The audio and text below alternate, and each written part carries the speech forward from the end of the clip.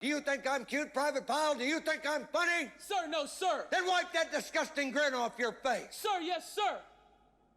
Well, I need time, sweetheart. Sir, I'm trying, sir. Now lean forward and choke yourself. What's up, guys? Benny. JD Vance is out here defending law enforcement and ICE agents, saying that they shouldn't be shot by left-wing terrorists. And of course, this has Democrats very, very upset. Here's what JD Vance said this morning in response to Kristi Noem talking about how there was a deadly shooting at an ICE facility in Dallas by a left-wing terrorist. JD Vance says the obsessive attacks on law enforcement, particularly ICE, must stop. I'm praying for everybody hurt in this attack and their families. Good.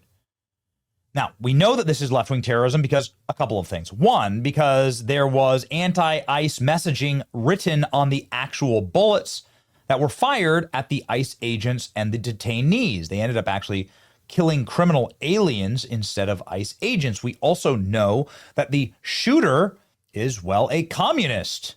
This is his avatar on social media. His name is Joshua Yan. He's from Dallas, Texas. He has a hammer and sickle in his profile. He's a member of Antifa. And also, he's a political donor to the Democrat Party, according to political donation fundraising email receipts. And so here you go. Another left-wing Marxist, Antifa violence. Is it time to designate this a terrorist organization? Of course. Is it well past time for nighttime raids on Antifa members and the network of socialists and Marxists who are clearly acting in a terrorist capacity? I mean, Donald Trump has designated Antifa a terrorist organization. It is time for the administration to treat them just like any other ISIS or Al-Qaeda cell that you would find here domestically. And that would be to take the threat seriously. JD Vance has done just that, and he was attacked for it. The vice president is not a reliable source of information, says one of the dorky, low-level Obama podcast bros. This is now the fifth or sixth time he's been community noted for a political take contradicted by the facts of his own law enforcement agencies. They say somehow like JD Vance's post here was inappropriate. By the way, these are just a suggested community note. And these kind of things change rapidly. And of course, JD Vance's response is thus. The gunman had anti-ICE messaging carved into the bullets he used. What precisely did I get wrong, dipshit? I love this, JD Vance. JD Vance had a speech today saying, not only do we have anti-ICE messaging, not only was his avatar communist and he said he was a member of Antifa, he's also had a left-wing rap sheet for criminal possession of marijuana and so on. But JD Vance says it goes much deeper than that. Get ready. If you all have followed the news, and we're still learning a little bit about it, but what we know is that in Dallas, Texas, an ICE facility, an Immigrations and Customs Enforcement facility, was opened fire upon by a violent left-wing extremist, a person who wrote anti-ICE messaging on their bullets, and there's some evidence that we have that's not yet public, but we know this person was politically motivated. They were politically motivated to go after law enforcement. They were politically motivated to go after people who are enforcing our border. And I think that is the most disgusting thing. Yes, it is. And most importantly, the left won't ever come to a moment where they say, oh, we're sorry. We're sorry that we demonized the law enforcement agencies of our country.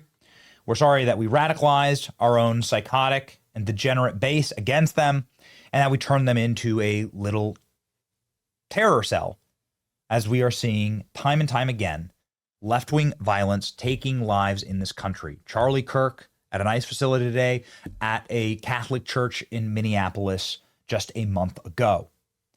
Vice President JD Vance confirms that the Dallas shooter was politically motivated. There's a lot of evidence that's not yet public. We do know that this person was politically motivated. What should happen to the Democrats that ratchet up the tension here? They should go straight to hell, according to JD Vance. And I think that is the most disgusting thing. The very people who keep us safe ought to be honored and protected and praised by Democrats and Republicans alike. It is time to stop the rhetorical assault on law enforcement. Because here's what happens. Because here's what happens when Democrats like Gavin Newsom did say that these people are part of an authoritarian government. When the left-wing media lies about what they're doing, when they lie about who they're arresting, when they lie about the actual job of law enforcement, what they're doing is encouraging crazy people to go and commit violence. You don't have to agree with my immigration policies. You don't have to agree with Donald Trump's immigration policies. But if your political rhetoric encourages violence against our law enforcement, you can go straight to hell, and you have no place in the political conversation of the United States of America. Go straight to hell. You have no place in the political dialogue in this country. That's why J.D. Vance is writing right here. What precisely did I get wrong? Dipshit. Yeah. Nice. Go get him, J.D. Lots of love for the VP. This is my VP. I voted for this. I love our VP. Absolute fire. I'm in favor of calling useless political hacks dipshits. You want to stop political violence, says JD Vance. Yeah, you have to stop telling your supporters that everybody who disagrees with you is a Nazi. That's right. They are poisoning their minds. I like the straight to hell line. You cannot make peace with people who want you dead. You cannot make peace over a lie. You cannot unite over a lie. There is a lie that is extremely, extremely pernicious right now in the public space, and that is the both sides lie. That is a lie. There is only one side that has been ratcheting up and committing further and furtherance acts of terrorists in our land and in our nation, and that is the left. That is a fact, and it's a fact that needs to be expressed daily, and federal law enforcement and Republicans need to man up, stack up, and do something about it. I love J.D. Vance today. Called a guy dipshit. You cannot make this stuff up. Dude, you got nuked from orbit. Yeah, he's now officially, Favreau has now officially gotten his own community note and also is ratioed. So Vance 1, Favreau 0. It's a good meme. 48 isn't pulling any punches anymore. JD Vance engaged. What precisely did I get wrong, dipshit? That's a good one. Oh, well, yes, that's right. It's a riddle wrapped in a mystery with a signed confession note explaining the exact motive engraved on a bullet. We will never know the motive. The JD Vance memes are out of control. JD Vance actually posting JD Vance memes. I think this is critical. This is in response to Joy Reid saying that JD Vance got into Yale because they were tired of just letting in white men from New York, all these elite schools. They wanted an Appalachian white. And that's how I know this man got into Yale. I promise you. This is that's also affirmative action and DEI. Who are these people exactly? It's what is this rhetoric? I think there's a rhetoric problem on the left. This clip is bananas, by the way. JD Vance, stunt on them hoes. Anyway, he posted this meme in response to that commentary and went thermonuclear here. 8 million views. This commentary itself obviously nobody was watching this, but JD Vance's meme response here nuked.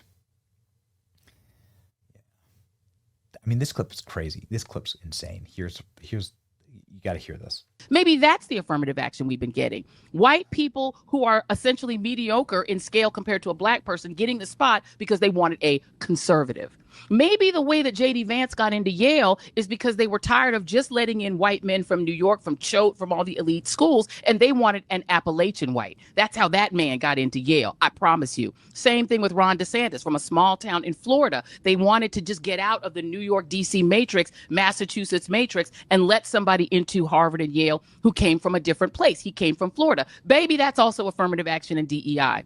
I think that's the rhetoric that JD Vance is talking about, right? I mean, that's like Rwanda level rhetoric. Tucker Carlson calls Joy Reid Radio Rwanda. I think that is legitimately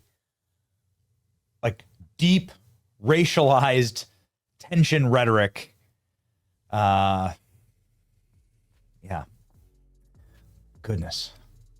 Sometimes you look into the corners, these blue and on corners of the internet, and you're like, I can see why it's gotten so bad out there for libs. See what happens next. But it's time for a full-on Trump crackdown against the left-wing violence and terrorism. It's your boy Benny. Like, share, and subscribe. See ya.